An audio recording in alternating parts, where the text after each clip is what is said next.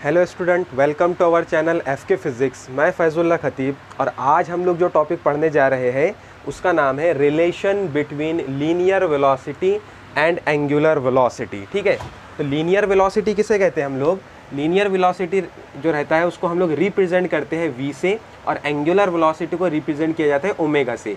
मतलब अब हमको क्या करना है, इस v में और ओमेगा के अंदर रिलेशन बताना है। यानी एक इक्वेशन हम लोग डिराइव करेंगे जिसके अंदर लीनियर वेलोसिटी और एंगुलर वेलोसिटी का हमको रिलेशन पता लगेगा। क्लियर? लेकिन इस टॉपिक पे जाने से पहले हमको यहाँ पर लीनियर वेलोसिटी और एंगुलर वेलोसिटी के इक्वेशंस पते होने चाहिए। ठीक है, तो प्रीवियस लेक्चर के अंदर हमने लीनियर वेलोसिटी और एंगुलर वेलोसिटी के इक्वेशन लिखे थे जो कि बहुत आसान है। लीनियर वेलोसिटी क्या है हमारे पास? तो लीनियर वेलोसिटी रहता है rate of change of linear displacement. Linear velocity rate of change of linear displacement with respect to time. इसको देंगे हम लोग इक्वेशन नंबर 1। ठीक है, ये हो गया अपना लीनियर वेलोसिटी के लिए इक्वेशन। उसी तरह से एंगुलर वेलोसिटी को हम लोग ओमेगा से रिप्रेजेंट करते हैं और इसके लिए भी इक्वेशन क्या रहेगा? The rate of change of angular displacement with respect to time. तो एंगुलर जो डिस्प्लेसमेंट रहेगा उसको डी थीटा से रिप्रेजेंट किया जाता है और अपॉन में टाइम के रिस्पेक्ट में इसको हमने डिवाइड कर दिया। क्लियर? तो ये हो गया हमारा एंगुलर वेलोसिटी। अब हमको बढ़ना है इसके रिलेशन की तरफ। तो ये तो होगा हमारे एकदम बेसिक इक्वेशन। अब हम लोग समझेंगे कि अगर हमारे पास एक ऑब्जेक्ट है, एक बॉडी है, ठीक है, जो कि इस तरह का बॉडी है, रिजिड बॉडी। इसको हमने एक पॉइंट के ऊपर फिक्स्ड कर दिया जो कि पॉइंट O है। अब ये जो रिजिड बॉडी है नंबर ऑफ पार्टिकल से मिलके बना है। तो हम मानते हैं कि यहाँ पर मैं इसके सिर्फ 2 पार्टिकल कंसिडर करूँगा, P1 पार्टिकल और P2 पार्टिकल। क्लियर? अब अगर ये इस तरह का मार्कर शेप का अगर बॉडी है और यहाँ पे फिक्स्ड है, मतलब O पॉइंट के ऊपर फिक्स्ड है, तो इसको हम लोग क्या कर सकते हैं, दूसरा एंड इसका फ्री है, ये वाला एंड इसका फ्री है, तो हम इसको रोटेट करवा सकते हैं। बराबर इस तरह से इसको रोटेट करवा सकते हैं। तो मान लो कि इसकी ये पोजीशन अभी A है, हमने इसको रोटेट करवाए तो इसकी जो नई पोजीशन रहेंगी वो पोजीशन कुछ इसकी इस तरह से बन गई B पोजीशन। तो यहाँ पर ये पॉइंट तो इसका फिक्स्ड है, लेकिन जो P1 पॉइंट है वो यहाँ पर चला जाएगा और जो P2 पॉइंट है वो यहाँ पर चला जाएगा। मतलब यहाँ पे डिस्प्लेसमेंट होगा। बराबर है? और डिस्प्लेसमेंट होने के बाद में इसकी जो नई पोजीशन रहेंगी उसको Q1 नाम देंगे और इसको Q2 नाम देंगे। क्लियर? यहाँ पर डिस्प्लेसमेंट भी हुआ, लेकिन कौन सा डिस्प्लेसमेंट हुआ? Angular displacement. इसलिए यहाँ पर हम लोग बोल सकते हैं कि एक एंगल फॉर्म होगा जिसको हम लोग डी थीटा से रिप्रेजेंट करेंगे। इसको हम लोग डी थीटा से रिप्रेजेंट करेंगे जो कि एंगुलर डिस्प्लेसमेंट को रिप्रेजेंट करता है। क्लियर? अब यहाँ इतनी इन्फॉर्मेशन के बाद हम लोग आगे क्या करेंगे? एंगल का फॉर्मूला यूज़ करेंगे जो कि आपको पता है। एंगल का फॉर्मूला क्या होता है? एंगल इज इक्वल्स टू होता है हमारे पास आर्क अपॉन रेडियस। बराबर? अब हमारे को एंगल निकालना है। एंगल पता अपने को डी थीटा। एक चीज़ और यहाँ पर ध्यान में रखने वाली ये बात है कि जो हमारा फिक्स्ड पॉइंट है वहाँ से ये पहले पार्टिकल के लिए जो डिस्टेंस है वो स्मॉल r है, यानी इसका रेडियस है। अगर ये पूरा पार्टिकल रोटेट करता है, पूरा कंप्लीट एक रोटेशन कंप्लीट करता है, तब यहाँ पर ये तो रेडियस के जैसा बिहेव करेगा ना ये डिस्टेंस, तो इसको हमने स्मॉल r से रिप्रेजेंट किया। क्लियर?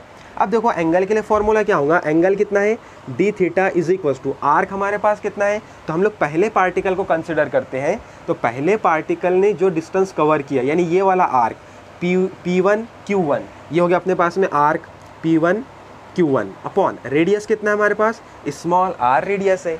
अब इस इक्वेशन की हेल्प से हम लोग सिर्फ जो डिस्प्लेसमेंट यहाँ पर हुआ है, कौन सा डिस्प्लेसमेंट? Linear displacement. मतलब P1 से Q1 पोजीशन पे जो पार्टिकल हमारा डिस्प्लेस हुआ उसके लिए इस पूरे इक्वेशन को रीअरेंज करेंगे। तो इक्वेशन क्या मिलेगा? P1 Q1 is equal to R into d theta. Clear हो गया? ये इक्वेशन है, इसको मैं नेक्स्ट नंबर दूंगा, इक्वेशन नंबर 3। क्लियर? अब हमको करना क्या है?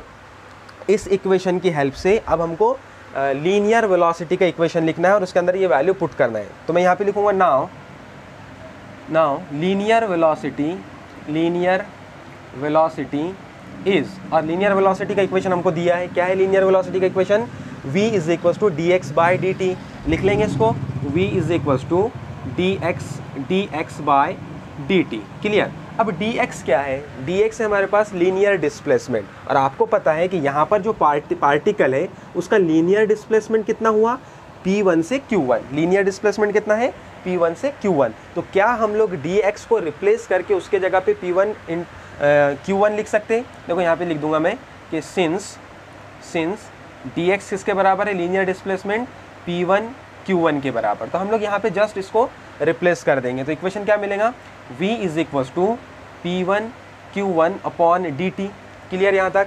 अब करना क्या है, जहाँ पे P1 Q1 है वहाँ पर P1 Q1 की वैल्यू पुट कर देंगे, बराबर है। तो यहाँ पे इक्वेशन क्या आ जाएगा, आप ऐसा कर सकते हैं, इसको देंगे नेक्स्ट नंबर इक्वेशन नंबर 4 और यहाँ लिख सकते हैं कि put value of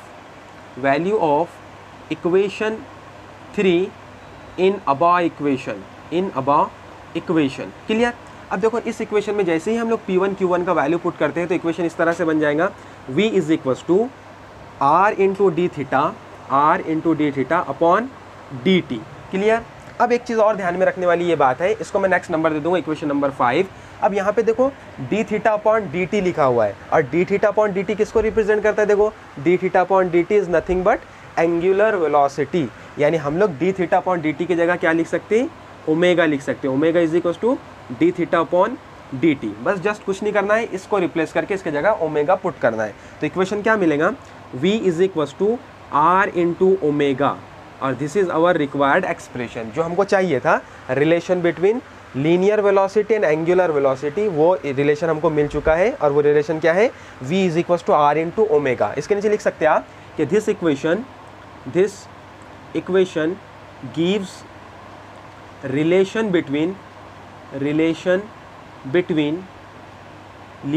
v and omega, where v is linear velocity and omega is angular velocity. तो ये रहा हमारे पास डेरिवेशन, बहुत आसान डेरिवेशन है। आई होप ये वीडियो आपको पसंद आया होगा। मिलते हैं नेक्स्ट वीडियो में। Thank you.